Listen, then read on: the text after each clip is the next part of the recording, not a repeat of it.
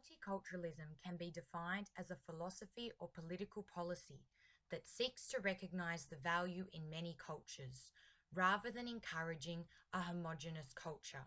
Historically, Australia has not always embraced multiculturalism. Assimilationist policies and the creation of a national identity were part of the political landscape prior to the 1970s. After this, socio political policy reforms heralded a change with an emphasis on preserving cultural identity and attaining social equality and maintaining social cohesion. Education is one area in which the evolutionary process towards multiculturalism can be demonstrated. New South Wales has been recognised as one of the most culturally and linguistically diverse societies in the world. Approximately a quarter of all students in New South Wales government schools come from language backgrounds other than English, both overseas and Australian born. The importance of providing students with equitable access to the necessary knowledge, skills, and values required for their full and active participation in Australian society is paramount.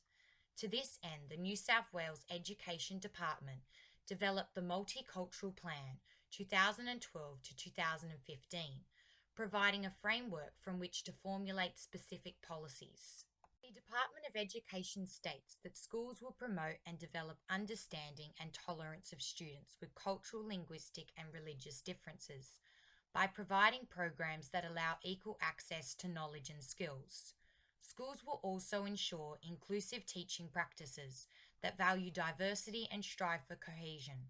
Additional aims include forming strong links with the broader community by establishing effective communication and participation in the life of the school. The Department of Education's commitment to these policies is monitored and evaluated via annual reporting on schools' multicultural education achievements. Despite the formation of multicultural policies, historical practices have persisted.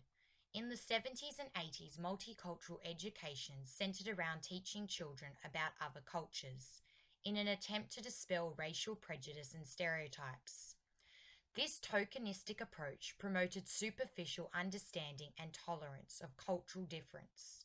Marginalized cultural groups continued to be disadvantaged and underrepresented within the community.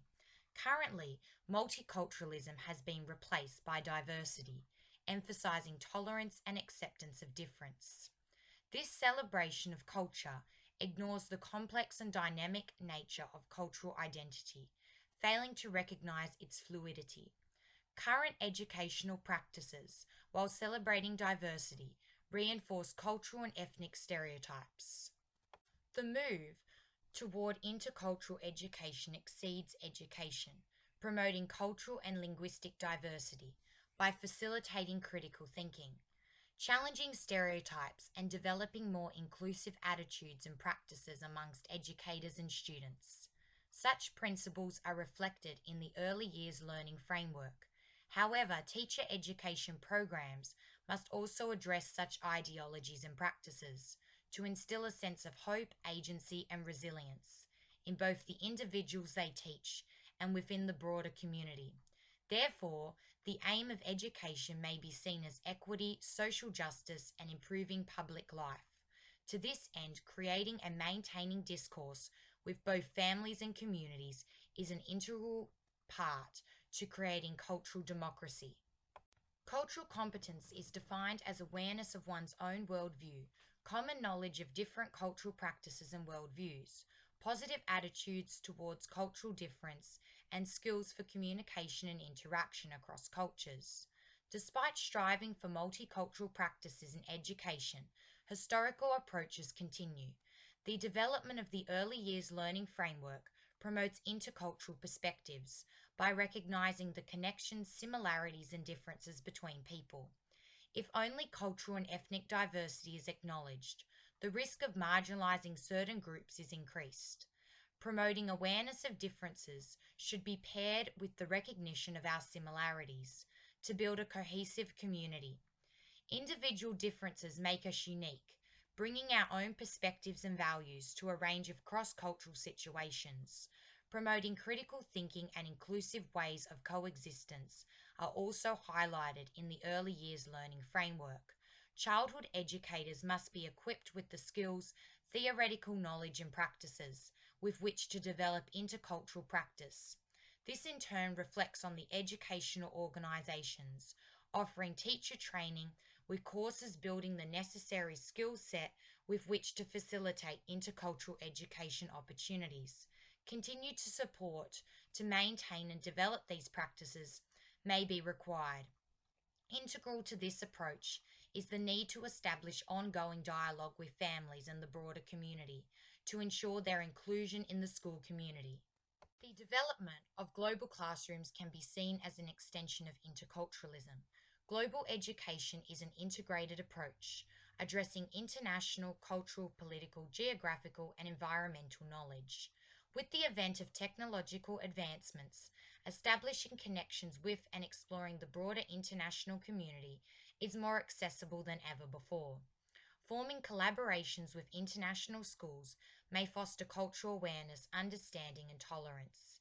This may be achieved by forming links with a sister school in another country and having students interview one another to gather information on a range of cross-cultural issues. This in turn could be reported back to the class for discussion. Additionally, participation in inter-school assignments may also be useful to facilitate discourse with international communities and alternative worldviews. Again, the teacher is a critical part of this process to direct learning, engage in reflective practice, and develop cultural sensitivity. The idea of global classrooms is not a new one. However, its application continues to evolve and expand. Technology has opened the doors of possibility, and with it a way of encompassing all cultures and ethnicities, recognizing their differences and acknowledging their similarities. Expanding linguistic programs currently available in schools may be another way to bridge the divide. There are many pieces to Australian society, every piece unique and important for completion of the puzzle. Embracing our differences allows us to be accepting of each other, enabling us to work together. Effective policy formation is crucial to cultural democracy. However, it is the consistent application of practices that will enable us to achieve true interculturalism.